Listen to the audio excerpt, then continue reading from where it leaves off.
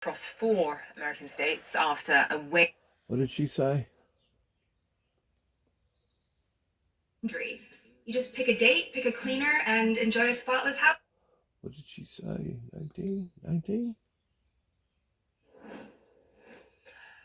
All right, at least 19 people are dead across 4 American states after a wave of severe storms, and the threat still persists. 120 million people are under severe weather warnings, with that risk especially high towards the East Coast. There's also an ongoing tornado emergency issued for Kentucky. That's where this video you see on the screen was taken on Sunday. The governor of Texas confirmed storms in his state killed at least 7 people and injured about 100. The storms have knocked out power to hundreds of thousands of people, and they may impact travel in major hubs like Atlanta and New York. CNN's Ed Lavandera joins us live now from Cook County, Texas. I see the debris. I see what some of this weather has actually left behind you. And of course, on this Memorial Day holiday, people are cleaning up. They're cleaning up the debris. They're looking for their belongings. Just take us through what people are experiencing right now. Yeah, this is like the shock is kind of worn off, and now people are coming to the reality of what they're dealing with after this tornado ripped through this subdivision in North Texas Saturday night, just before 11 o'clock at night, and has just completely shattered and changed lives here. The family that you saw behind me there just a moment ago, there were 4 of them inside this home. The top of it just completely blown off, but somehow the little closet they were in stayed intact, and they were able to survive and walk away, which is terrifying, because what they came out to discover, Zane, is when another family, the remnants here in front of these cars that you see is actually the remnants of another home that had been blown more than 100 yards and just laid out there. It was a family of 4. It was the mother and 2 children were dead right there on the scene. So that is what these other family members came out to discover. As you mentioned, in this area, 7 people killed. 4 of those victims were young children. So just devastating stories that people are coping with here this morning. But now it's the cleanup. As you can see in the distance here, using heavy equipment just to pile up all of the debris in this subdivision. That is really the best that many of these people can do at this point, because right now they're trying to figure out what the future is going to look like, and the need for temporary housing and the need for clothing is what's going to get them through the next couple of days and weeks. But this is going to be a long-term, ordeal for them to deal with. There were more than 100 people also injured in this particular area. The American Red Cross told us that the storm system that blew through North Texas kind of left a trail of destruction over 150 to 250 miles in the state. This is clearly one of the most severely hit areas in that storm system, but just simply devastating scenes and stories everywhere we look here. Unbelievable what I'm looking at behind you. I mean, it's just crazy. I mean, for lack of a better word, it's crazy what people there are experiencing right now. Shocking images. Ed Lavandera live for us there. Thank you so much. All right, some areas are seeing these dangerous storms on top of extreme heat conditions. Heat alerts are stretching across parts of Texas and Louisiana. The heat index is expected to exceed 110 degrees Fahrenheit.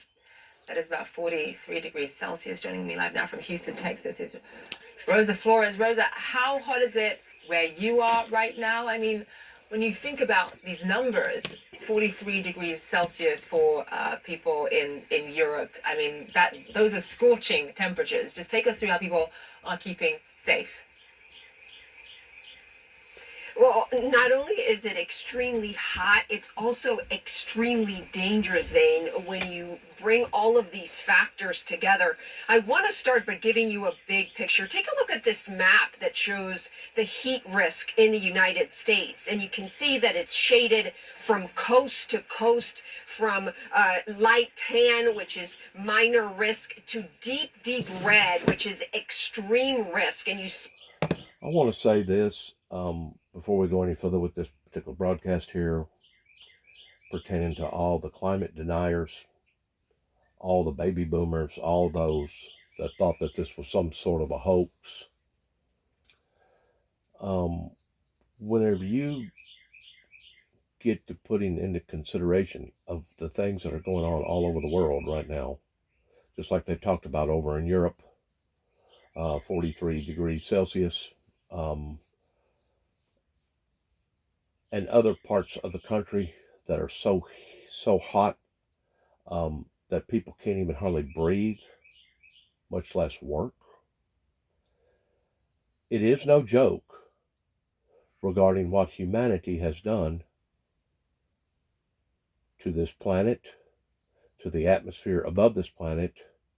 It is no joke pertaining to the prophets of God that continues to keep warning people again and again and again that are steadily still being ignored. I mean, I realize that Joe Biden and his administration here in America has definitely launched a significant move whenever it comes to the greenhouse deal. But the $64,000 question is this: is it too little too late? I think they have devoted about $1 trillion into this, if I'm not mistaken. And in all respect, that is a step forward. But until we see other nations, small and great, doing the same, we are at a stalemate right now where the planet Earth is being ravaged again and again and again. And it's not because of God. I want to repeat that. It is not because of the creator of this universe that a lot of preachers want to emphasize upon by saying, oh, God's in control of the weather. Well, God's in control of the weather to a certain extent. You got to keep in mind what humanity is doing and has done and is still doing, pertaining to draining all the natural resources out of the ground, and plus the carbon dioxide that are going up into the atmosphere. This ain't a God thing. This is a man-made thing, which is related around a satanic thing, because it was the satanic movement that basically deceived humanity in doing what they have done. So whenever the Bible talks about Satan will come down in great wrath in the book of Revelations because it or he knoweth his time is short, it means just exactly that. In other words, the prophecies of God already foreseen towards giving out advisories and warnings that was obviously ignored. And even people such as myself that wanted to help humanity was put on a pedestal of people that wanted to hurt humanity, wanted to hurt society. Even going as far back as 20-something years ago, whenever Al Gore was running for president, Al Gore was not wanting to hurt the people in Tennessee. Al Gore was not wanting to hurt the people in America. Al Gore was not wanting to hurt the people globally all over the world. But he's foreseen things. God had showed him things that was coming about that we needed to address, and to address immediately.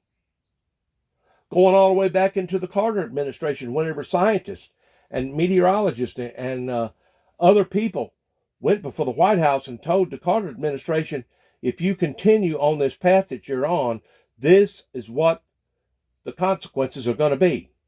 And their response at the White House at the time was, get back with us whenever it starts to occur. Like something that you're just going to be able to flip a switch on and reverse? I don't think so. These are all man-made occurrences that have put us where we are today in the crosshairs towards seeing erratical weather changes that goes beyond anything that I, at the age of 63, can ever even think about or imagine, especially still at the middle to the latter part of May. So can you only imagine if they're already putting out, listen to me, if they're already putting out extreme weather, dangerous heat alerts, impacting more than 23 million people, in America alone in the latter part of May. Can you only imagine what July and August is going to be like here in the good old USA? Can you only imagine the erraticalness pertaining to the weather patterns that now, instead of us only having, let's say, 6 weeks of potential tornado eradications that's happening in America that used to be like 45, 50, 60 years ago, now we're seeing not 6 weeks, but possibly even up to 6 months, because now we're liable to be in the middle of December where it's supposed to be 20 degrees at night and maybe 40 degrees during the day, warming up to 80, 82, 85, 87 degrees, and all of a sudden having an outbreak of tornadoes. What is causing this? What is causing this heat to evaporate from the center of the earth and expanding out to the outer layers of the earth? Because it's obvious that if it was coming from the sun and the sun alone, we wouldn't be able to go outside without getting second and third degree burns. How come all of a sudden, I'm gonna be frank about it now. Listen to me. How come in the wintertime, I'm gonna use this example, use this scenario. How come in the wintertime, all of a sudden we'll have a heat dome that will build right up into this area right here? That'll be 85 to 87, maybe even 90 degrees in different areas. But yet now go down here and it's still in the 60s or 70s. So whenever they're telling you that this is all pertaining to the southern winds coming from the south, they have been deceived in not telling you the whole truth pertaining to what we're doing to the planet. And I go back to the reflection of whenever I was standing in front of a federal judge in Paducah, Kentucky, and I said something to him after that I had been studied by Dr. Dana up in MCC downtown Chicago.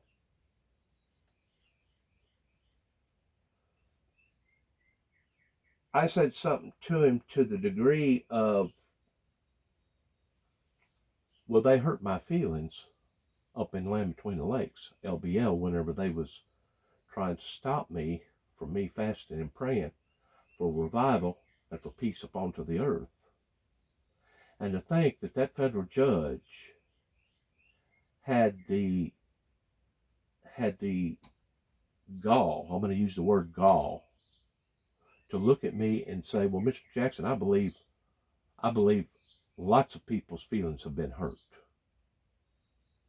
Well, Your Honor, now you can see where these outbreaks of either tornadoes or outbreaks of heat or outbreaks of massive flooding is occurring simultaneously again and again and again, indicating that the world is being ravaged. As I have said before, it's as if the world itself is regurgitating itself upon to humanity because of what humanity did not do, that should have done, or is still doing, that they haven't stopped doing.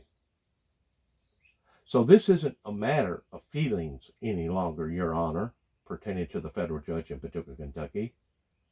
But this is pertaining to human lives. This is pertaining to civilization. This is pertaining to possibly the end of civilization as we know it, because of stupidity and because of various groups of people that wanted to basically destroy the individual that's talking to you right now, that the whole time was trying to help people, not hurt them. Whenever I gave out the advisories in 2005 pertaining to a bloody road ahead in the young Bush administration, those advisories was not given to the degree that Homeland Security retaliated in Nashville, Tennessee, and decided that they was going to go throw me into a mental institution for 3 days to have me studied. Those was not threats. Those was advisories. Those was warnings that was given to the leadership of this great nation, that was not only ignored, but was misconstrued in thinking that it was a threat more so than a warning. Just like whenever I stated the fact in 2007 up in, once more, Kentucky, Western Kentucky, that God had shown me that there was going to be massive electrical disturbances. Those was given as advisories and warnings. But yet no, I had a group of people up in that area, up around Benton, up around Grand Rivers, up around Calvert City, that actually thought that I was going to create an electrical disturbance to the degree of shutting down a Kentucky dam. Shutting down a Kentucky dam, thinking that I was going to create electrical disturbance. That not only happened to me once, but it happened to me twice within a 10-day period that I can validate on paper and prove. So whenever we get to looking at these heat risk forecasts, these ain't got nothing to do with feelings, my friends. It ain't got nothing to do with people hurting people's feelings. This has got to do with reality of the occurrences that's going on today here in the good old USA. Now, there's no doubt COVID has awakened a great deal of people. And now we're looking at things today that prior to COVID, pre-COVID, we wasn't looking at. But this is my question. If what is occurring has still not awakened society to the degree that they need to be awakened on, especially people over in China, especially people over in North Korea, especially in people all over the world, if these things have still not alerted these people of what we're doing to the planet pertaining to draining all the oil resources out of the ground and steadily putting carbon dioxide poisoning up into the air, I don't know what level of disaster it's going to take to awaken these people. And possibly it may never awaken them. They're setting back, a lot of them, and just laying wait for the worstest of the worst to happen. That way they can use the excuse or the analogy towards starting a nuclear holocaust all over the planet, of it being basically a mercy killing going to take the Homo sapiens out of their pain and anguish. We have people right now, as crazy and as far-fetched as this may sound, that are laying wait for the very moment of starting pushing the big buttons. Right now, laying wait. Matter of fact, North Korea just got through firing off some sort of ballistic missile to the degree that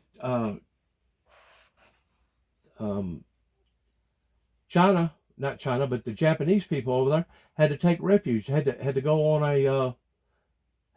a major alert, not knowing what was going to occur. We got people that are not only playing God, but we got people that are pretending that there is no God. And we got people that are pointing their finger by blaming God whenever they should be blaming themselves or blaming the Luciferian Lucifer that has got us into this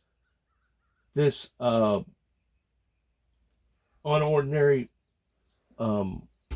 event that is occurring now all over the world. We still got people out there that are giving out fake, false information.